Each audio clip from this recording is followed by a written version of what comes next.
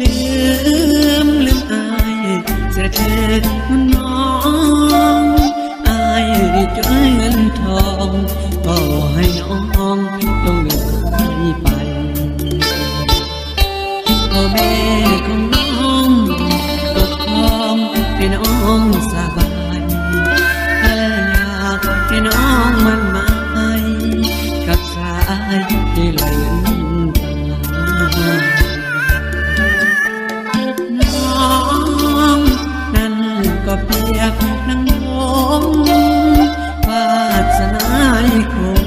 เทียบกับผมก็รักเพราะว่าตัวไอ้เรียกใจก็เป็นเส้นทางแต่แล้วก็ต้องมาน้ำตาลงมาเพราะว่าผิดหวัง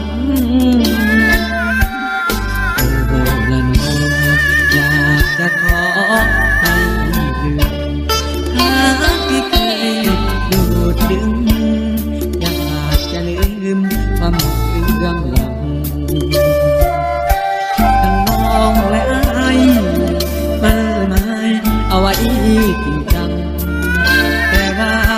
พ่อแม่น้องสั่งเลยผิดหวังก็ให้ผล